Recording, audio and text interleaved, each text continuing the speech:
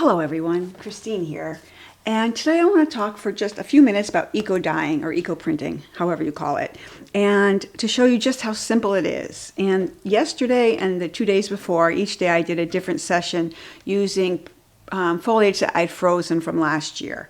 And this is from last year. These are some prints just to give you an idea of what you can create. I mean, really beautiful. Look at that. So this one, to be honest, full disclosure, this one I added blue Rit dye to, and that's where that color came from. This one I used a different technique to add a little color, and this came off the pan. I didn't do anything digitally to this. This is how it looked, but I did do a little change in the process that got me a little bit different color. The same may be true of this one. But you can see here, if you do like the process, and who doesn't like having spectacular papers in under 45 minutes of work, then you should stay tuned, and I'll show you how I do it, my method, which is sort of a mishmash of everybody else's method. So we all have our things. I mean, look at this one. This is just lovely, lovely, lovely. So what do you use these for? Well, one thing I've done with them is I've made stationery cards for a friend, and these were all leaves and foliage on her property. I've used them in books, and I like this weight, and we'll talk about the paper weight when we get into the tutorial part, for journals. So of course I use them in my journal. And here you can see this tree journal required almost that there be some eco prints in there.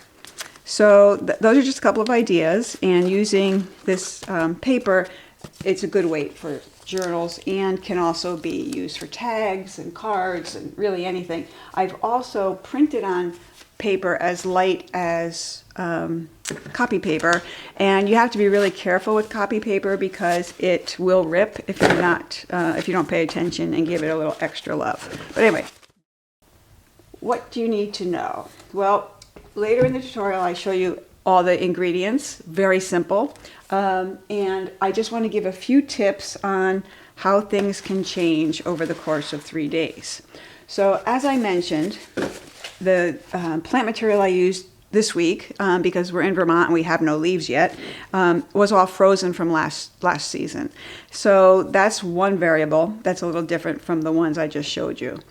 And then I took my time and I changed up different variables on each session I did. And like I said, once you start, it's kind of hard to stop. So this was Monday, this was Tuesday, this was this was Sunday, Monday, Tuesday.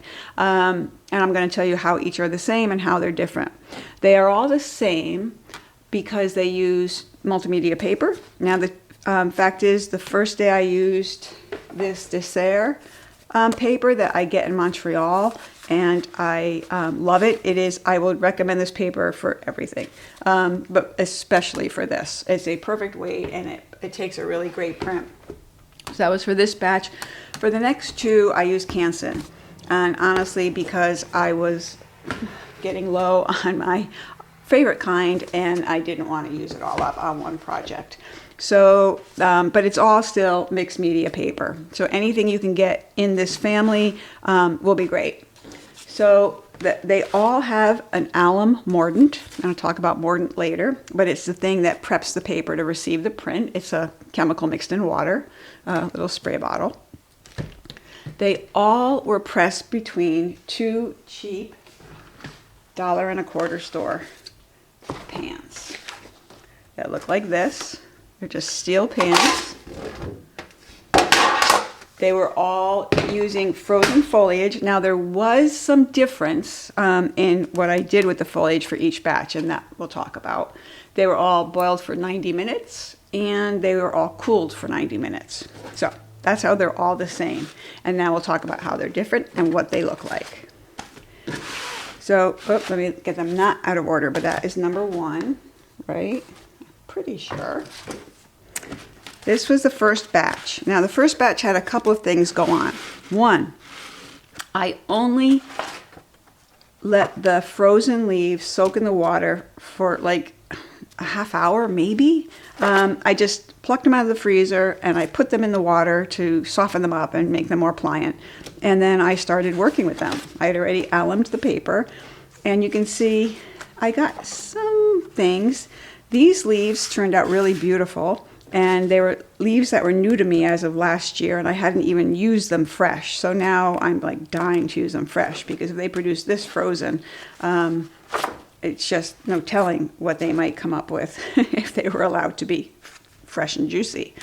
So, but you can see everything is a little bit pale, or there's some dark spots, you know, some heavier prints, but everything was a little paler than I expected. And again, the beauty of this process is you have to let go of expectations. Otherwise you will be disappointed, because you just don't know what you're going to get. One thing that was disappointing was because I originally used C-clamps to clamp the two plates together, where those clamps pressed into the metal, it left little dings, like it actually dented the metal, and it made the paper stick to it in those areas. So I had a couple of pieces of papers on both sides, the top and bottom of the stack, that stuck and then ripped as I tried to take them apart. So that was a bummer. But you can see here again, it's all really pale and light. I mean, there's stuff going on here, but it's not striking. Wow, it's not my normal, what I would normally think I would get from an eco print. So with those results, I was like, nah, that was okay. So the next day I came back into the studio, and the pan of leaves was still on the table because I had not cleaned up. I'd like to say I had all this forethought that, oh, I'm going to do another batch. No, I just hadn't cleaned up. So I looked at it and I saw that it had oozed a little bit of like brown color into the water. So I assumed that meant that something, whether it was the tannins or something, was coming out of the leaves. So I wondered, well, what would that do? So I started the whole process again. And, you know, gathering the leaves takes the most time, and that takes all of like 20 minutes if you're in a hurry. So I thought, well, I have all the material here, let's just do it. So I did. And in my first batch, I used these cedar branches, cedar leaves, little fronds, and they didn't even show up. But after soaking for 12 hours, look at this. This is wonderful. It's exactly what I would expect. Well, close to what I would expect of them if they were fresh. But you can see now I'm getting far more definition in all the leaves, far more than I'd gotten by just soaking them for the few 10 or 20 minutes, maybe half hour. So I was really kind of excited by this. Like, okay, so using frozen material is possible. And I want it to be possible because I like to do this method and I don't have leaves all the time. So here, there's that other leaf that I'm in love with it now. Everything just had a little bit more vibrance, a little more punch. And for my eco dyeing uses, that's preferable. I mean, look at it, this little more green, more it's just great. So nothing was changed in the leaves that I used, except that they soaked longer. And new caveat here, I used the rusty water from the previous day's bath in this bath. I just took it, I hadn't cleaned up, so it was still in the pan. So I used that. I had to add a little bit of water to it to get the liquid level high enough so that the liquid wouldn't burn away during cooking. But using that rustier water, and you'll learn about rust later in the tutorial, also I think helped make for these deeper, richer prints. I mean, look at this. This is like spectacular to me. Oh, one thing I do have to mention, and now I should back up and start this whole video over, but I'm not going to. On this version, one thing I did do is instead of just stacking paper leaf, paper leaves, paper leaves, I did paper, leaves, paper, paper, leaves, paper. So essentially I made paper sandwiches with 2 pieces of paper and leaves in between them, and then I stack them together. Because when you do this method, as you can see, the leaves that are on the page below do bleed through. And so I like that. And I realized when I tried it this way for the first time about, having kind of a buffer in between, I realized I didn't like that as much. I like when this happens, when you get this sort of, I don't know, organic, ghostly print. So like for me, this is just, it's spectacular. So anyway, so you can see, I hope I'm going the right way, how this all worked. Now these leaves, again, true confession, these were dried leaves. They weren't frozen. I dry leaves all throughout the year and flowers for various uses, and these were just sitting on the workbench. So I took them and I used them, and I'd used dried leaves for other things before, and they do a nice print. So that is something to consider, that you don't have to freeze them. Now here too. Now this I expected to be richer than it is, and I learned on between sessions 2 and 3 that the side of this leaf matters for how it prints. But here you can see a variety of leaves, beautiful, rich, dark, and bold. So then, of course, I still had more of everything, and I had cleaned up, except I did not throw away the rusty water that had now been used twice. And I do tend to keep the rust water, so it wasn't really a surprise that I had it. Sorry, here comes morning voice. So I did it again. And the difference is, in this batch, is they soaked for under an hour in the water. I didn't have any more leaves left over that had soaked overnight or longer. I used the rust water that had been used on the previous day and that had started off as tap water from the day before. So it actually had been processed twice. And you can see now we're getting really dark. And I think it's the rust water that really started to pull the colors out. So we've got browns, we've got greens here, and this is black walnut. It's part of a black walnut tree, my neighbor's black walnut tree, and it always produces. So if you're near a black walnut tree and you want to try this, great choice, because you'll get a really bold print. And maple leaves, same thing. Well, that's actually an oak leaf, I think, but that's a maple leaf. And oak is iffy, you never quite know. But here you can see my prints are even darker than the second time. So each time they got a little bit darker, and that, in my opinion, has to have something to do, at least a little, with the fact that I used the rustier water, that the water was really more contaminated with rust. So here, certain things didn't show up, and there's these aspen-like leaves that don't always produce. This is just beautiful. I love this. So you get the message. You get, this is what you'll get. And when you do it with fresh foliage and flowers, you get even more spectacular results. But you know, when you're just kind of jonesing for some eco dyeing in the middle of the winter, this is a way to do it.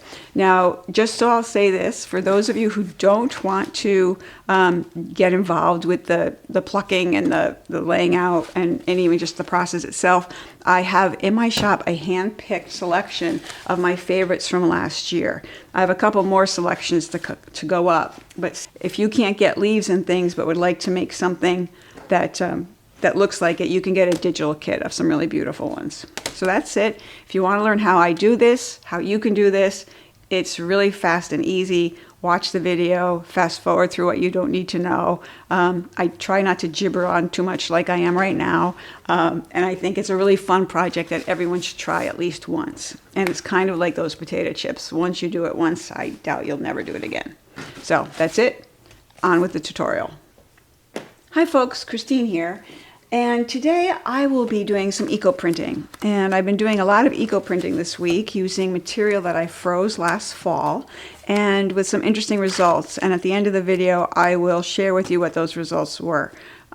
This is actually from last year, but for those of you who don't know what eco printing is, it's just simply taking leaves and flowers, plant material, sandwiching it between paper, and basically boiling it or steaming it in the oven or on the stovetop for an hour and a half or so.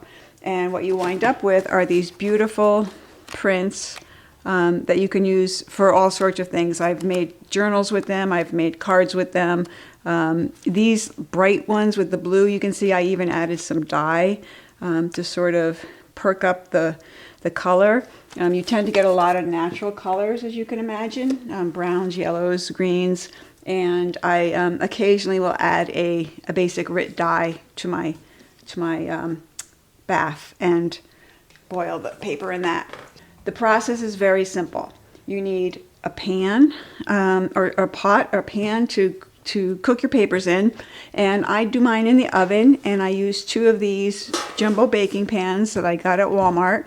This is not the one I normally use. The one I normally use is disgusting, but 2 of those, and then some clamps to keep them closed, clamped together. Go over that. You'll need paper. This is mixed media paper, basic Canson, buy it at Michael's paper. You'll need plant material. Now I've got in the other room, soaking in a tray, a bunch of frozen material that I picked up last fall. I gathered a lot of leaves last fall. So I am reconstituting them in some water. And I learned a couple of things about doing that. I'll share it with you now. The first batch I did, and again, I'll show you all the batches later, but the first batch I did, I reconstituted the leaves like just for a few minutes. I took them out of the freezer, made some selections, and then put them in some water to soften them back up and make them more pliant, and then I used them.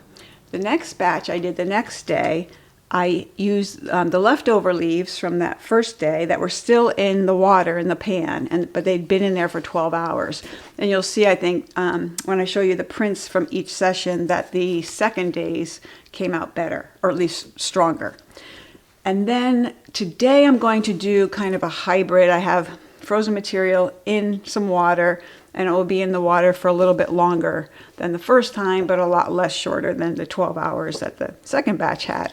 So all these variables change, and it's part of the beauty of the process that you can change up a different aspect of the technique, and you'll get a different result. You can also change no aspect of the technique, and you'll get a different result. And that's kind of the fun thing about this project, is that you have to surrender control. And for those of you who've watched my videos, you know how comfortable I am with that. But it is a great project for me to do. It's a great technique because I do have to give it up, and I've got to let whatever happens happen, and expect the unexpected, or have no expectations at all, and then just see what results. So the first thing we need to do is alum the paper. We need to put some mordant on this paper so that it'll get the crispest print it can, and it will be more long lasting. So I'm going to use alum, and I buy it in an envelope of however many ounces. Then I just throw it in a jar with the label attached. Now be aware that this is not the alum you buy in the grocery store spice aisle. It's a little bit finer grade. It's used for paper marbling, and it's a lot less expensive than if you were to try to buy it at the grocery store in the amounts that you might use it for your marbling and this technique. So that's what I'm using, and I've put 2 teaspoons of it into a quart spray bottle because I'm going to be doing a lot of this in the next couple of days.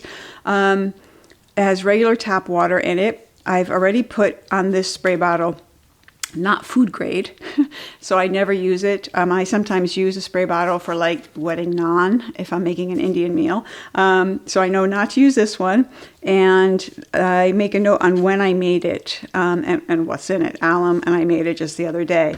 Be aware, it can be abrasive to some people. Some people are sensitive to it and cause a reaction. So if that's you, you'll want to wear gloves while you do this. So basically what I do is I spray the bottom of a pan, put a paper in, and spray the top. Now, the great thing about doing this, then I take a sponge and sort of just smear it around, make it kind of even. What I started to say, the great thing about doing this, for eco dyeing, unlike paper marbling, you don't have to let the paper dry. As dry as the paper gets in between the time that you started the process of aluming and get ready to layer the leaves, you can use it. So I do both sides, and this is my alum sponge. It's only used for aluming because, again, it's kind of a funky chemical or element, and you don't want to mix it up with other things. So now you've seen me do 2 papers. Here's the third. I'm going to go ahead and do 10 of these.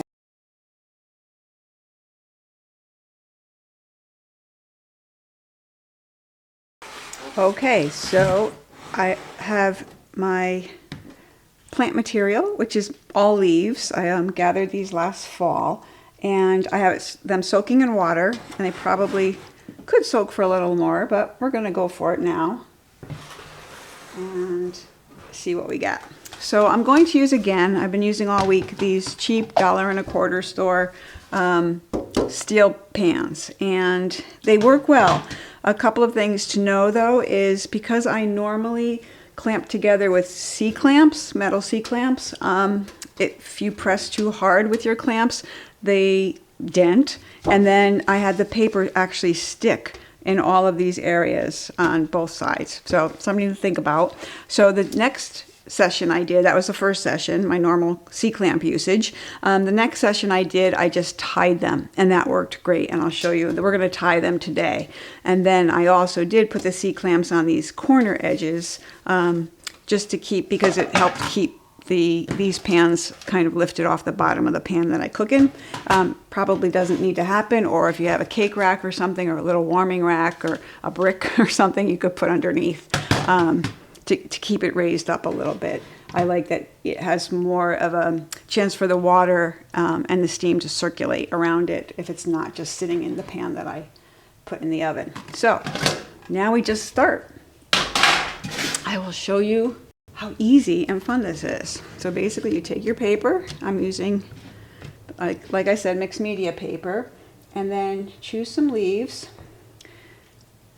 for their shape more than anything, because you're guaranteed no color. Any leaf that you put down, it's probably not going to leave the color that you're looking at. A lot of them are browns and yellows, some greens. And again, I only use leaves because when I first started this, I didn't have any flowers. By the time I thought to do this last summer, all of our flowers were pretty much spent. Or most of our perennials are also too big and fat and would be difficult to use. So I focus on leaves, and being here in Vermont, leaves are aplenty, so it's easy enough to do. Maple leaves tend to do really well, so I do use those a lot. And aspen and birch leaves, not really as much. You'd really be surprised. I really expected more from them.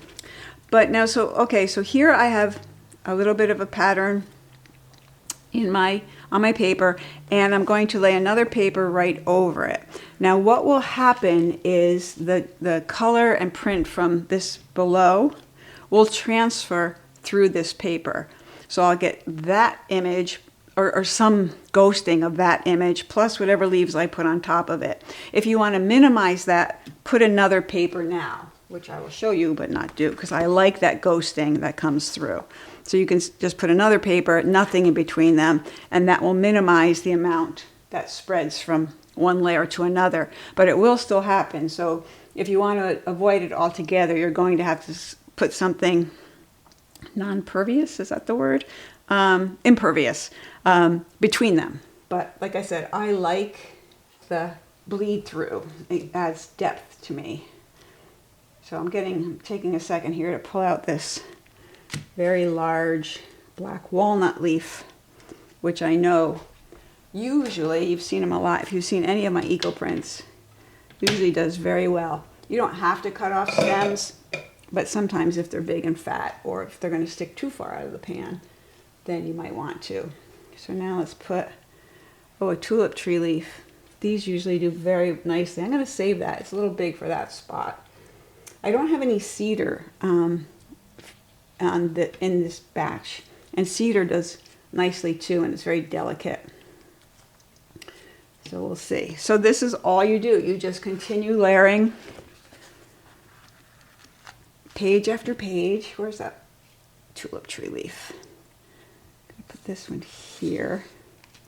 And I try and give some thought, here's an oak leaf, to how it might work on a spread, like if I use this in a journal. But I really don't focus on that. I really just kind of let the leaves go where they want to on the page, and then I'll work around it when it comes time to using them in a journal.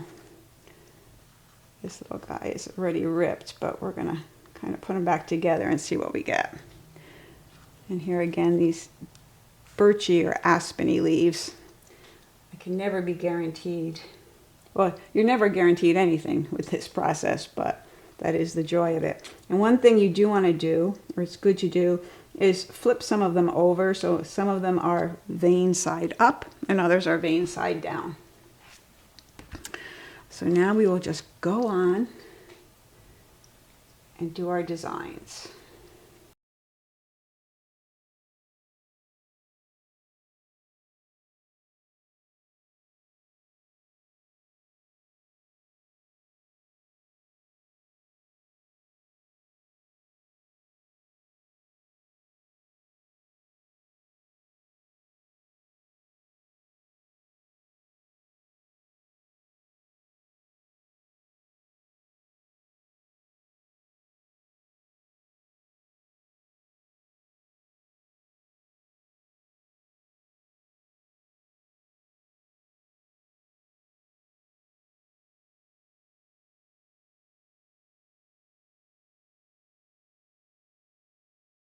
Okay, all our layers are done. I took my time there.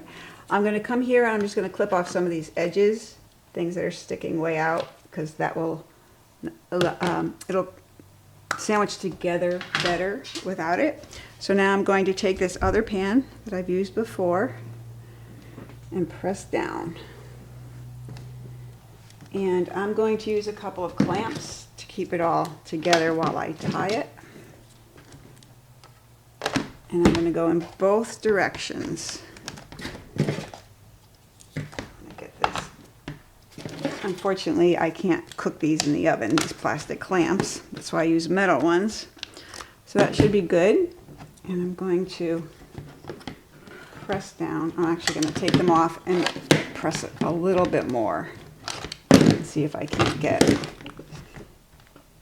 even better contact. That's kind of what we're looking for here. Some good contact, paper to paper, paper to leaf, leaf to paper, pan to paper. Okay, so now just using regular jute twine. And I'm going to come around several times, holding it as tightly as possible. Cut this. Tie it, pulling as tightly as I can. Let's see if I can knot this for the next millennium. I'm going to tighten it even more.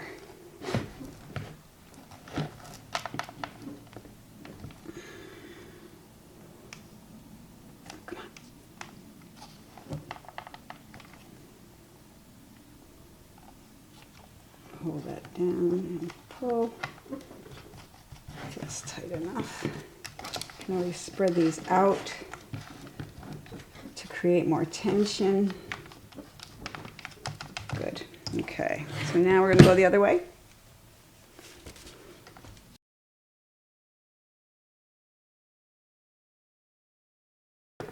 And same thing, we can spread out some of these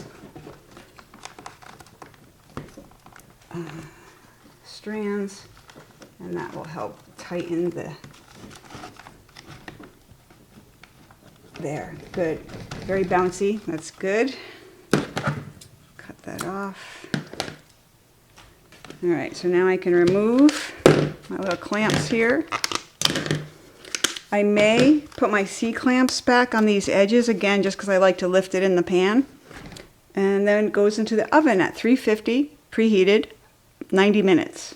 I'll show you how I do my little clamp things here. I use these C-clamps because they are rusty, is one of the reasons. And like I said, once I put them on, the pan will sit off the bottom of the larger pan by that much. And it doesn't hurt that it also helps them to stay a little bit more closed. So I put these on.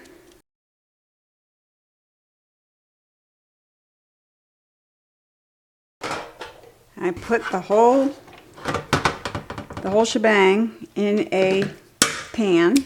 Then I take another pan, and honestly, you cannot have too many of these pans. Well, maybe you could, but I feel like you can. So then I put another pan on top of it as a lid, and then I simply use these binder clamps to secure it. And here you can see another one on here, and a medium-sized one there, and even two little ones over here. You could probably use all little ones, but I started with using the bigger ones until they rusted away. Okay, so now you can see how it would be. Now before I do this, before I actually do this, I am going to fill this with water. That's a very important step. I probably should have mentioned that before I did it, but I fill it with water right by the stove because otherwise it gets really heavy. So I'm going to fill it with water, and you can kind of see in here the level to which I normally fill. Maybe about a ½ inch or so above the top of your of this pan. Now remember, these are the cheap dollar store pans, and one thing that you can do with them is fill it with water. Make sure that this is filled with water here, you know, in the pan part, because that will help keep your pages compressed together too. So I'm going to do that. I'm going to now go take this, fill it with water. I may in fact use yesterday's rusty water from the session yesterday. I still have it. And if I do that, I'll let you know, because that will impact the results, I'm sure. The whole point of the rusty things is it's a color modifier. It'll change, it'll react with the chemicals and the tannins in the leaves themselves. So rusty things are good. Some people skip the rust and add vinegar. Other people add salt, kosher salt, as another way to affect color. So there's a lot of these chemicals that you can investigate and see which method makes you happiest. But I'm going to go now, put this in the oven, 90 minutes at 350. Then it has to cool, 90 minutes about, and then we can open them up. I have not found any difference between letting it sit overnight or opening it within, you know, in the time that it's cool enough to touch. So that's my experience. Your mileage may differ. Okay, it's been an hour and a half since I took them out of the oven, and now we are going to open them up. So the first thing I'll do is remove the C-clamps, which again are kind of unnecessary depending on your setup, but they do add rust and they do lift the tray off the bottom of the pan, which I like. So take these out. So that's all they are, just these usual woodworking C-clamps. And there we go. I need scissors. So I have a pan here for putting the papers in as I rinse them off. I have a pot here to throw the leaves into, because they do kind of add up. So you can feel that the string is still nice and tight. So I'm sure it did its job. Now, get all of that out of the way. Okay, here's the exciting part. Now, some people leave them for hours, overnight. You know, again, my experience has been I've seen no difference between opening them up within, you know, whatever time it takes for them to cool and the next day. They seem always the same. So some of mine are sticking here, which is not normal. Let's see. Okay, so that pan is empty. And now we might need some water to help the plants release, but let's see what we have. Oh, beautiful. Really pretty.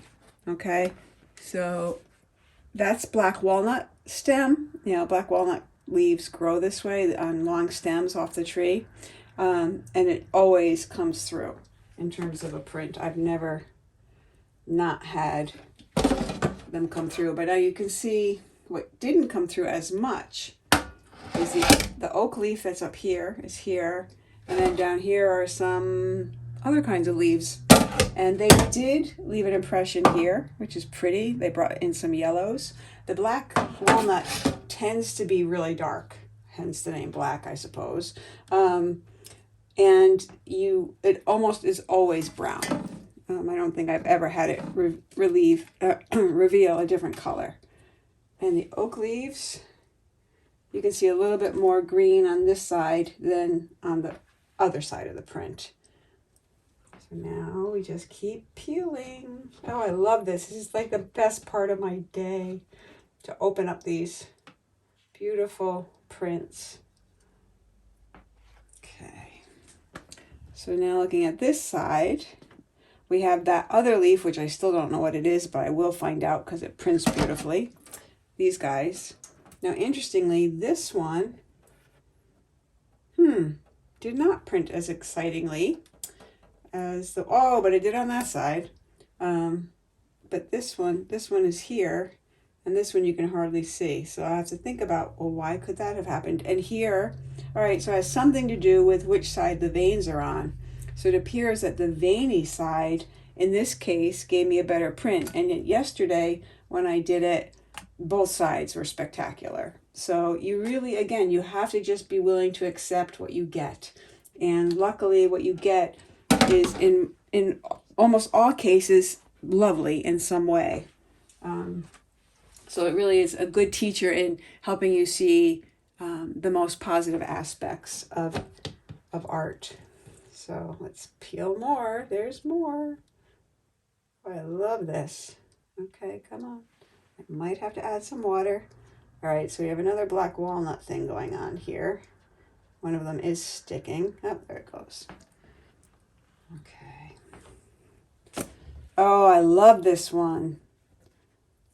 Yeah, this one has a lot of depth. So I tend to like that, various layer upon layer upon layer. So that's really pretty. There's our black walnut friend. And again, tends to leave a robust print, no matter what you ask of it. All right, and now the paper's all stuck together. Okay, so now we're getting into a bunch of maple leaves. Here's some maple leaves. Not sure what that is. I hope this is a nice print because I really like the shape. It's pretty. It does impart yellow, which is lovely. So there's something going on there that I definitely will use. And here are the other sides of the maple leaves. And again, maple leaves are like black walnut. You can almost always count on them, at least to be visible, whether or not they're pretty. Okay, here's this side. Now, interestingly, that had a black maple leaf on it, and it really didn't print very deeply, which is just unusual. I love this going on over here with the two whatever leaves. So that is that one. Oh, this is pretty.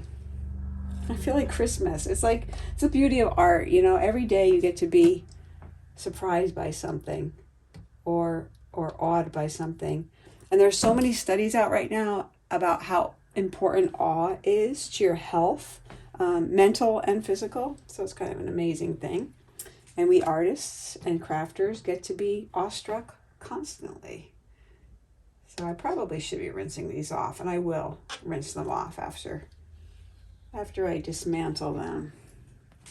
So this is really interesting because, again, this leaf that in yesterday's batch printed crazy great on both sides. On today's batch, printed a little bit less spectacularly. So, I mean, it's beautiful, but it's just different. And I think that could have to do with today. I did not let these soak overnight or 12 hours like they did yesterday.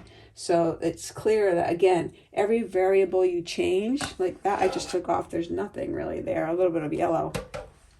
but every variable you change is going to change your outcome, and in ways that you just cannot expect or predict. And that's kind of funny for people like me who like to predict things, or like predicted things. But I also love surprises, so I guess I'm one of those weird two-sided of the brain people. So that's pretty. Oh, I'm loving this. So I wish I had paid more attention to what this was. I think that was that. Again, a maple leaf. So the maple is the Vermont state tree. So chances are, if you're in Vermont, you have a lot of maple trees. Oh, beautiful. Okay, here's another one. Move this guy. That's very vibrant. So I will go forward. This is a bramble leaf, and they do very well. So bramble raspberries or roses, wild roses, they do really well as well.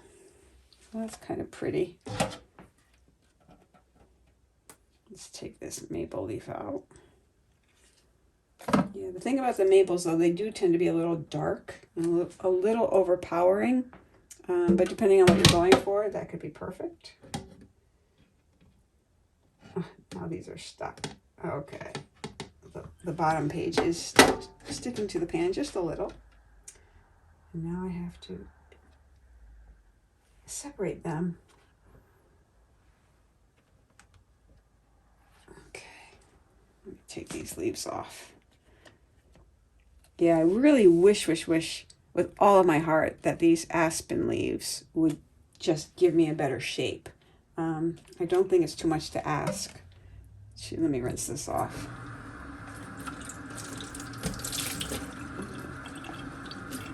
I don't think it's too much to ask that they impart their beautiful, delicate, graceful shape, and they generally don't. They give color, a little bit of yellow, but they don't do a lot more.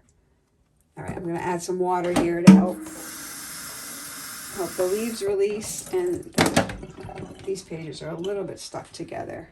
All right, so this was the tulip tree, which fresh, dried, frozen, always gives a good impression. Now this was an oddly shaped tulip leaf, but you'll see in most of my other prints and the things, I do have a few, well, I have one kit in my shop, but you'll see that the tulip leaf just is such a abstract, sort of modern shape, and it always makes for a beautiful, beautiful print. So here you can see the idea I was talking about earlier, where this is the leaf I just took off, but the leaves underneath this sheet are also kind of insinuating themselves into this side.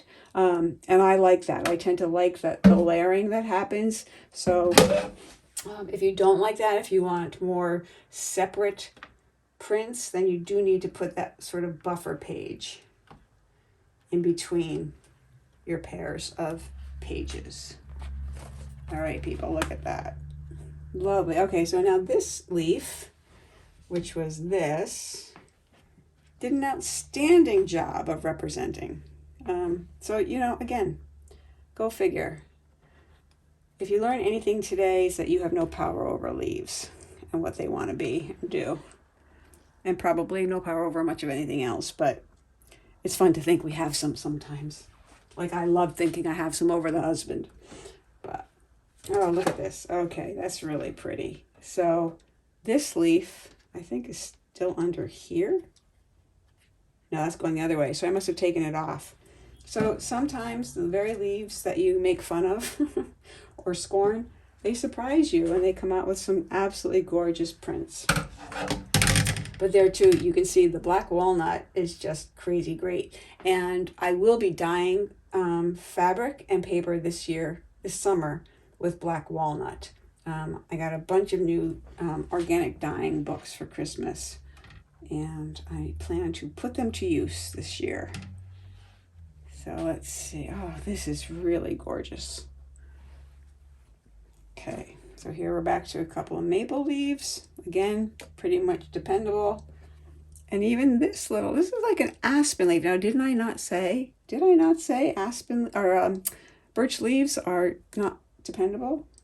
And then they go and they mess me up and they represent. All right, so that's gorgeous. Oh, I might hang that one in my house. And then more maple leaves, again, very dark. Dark, dark, dark. This guy who did spectacularly yesterday is only like, yeah, it's okay.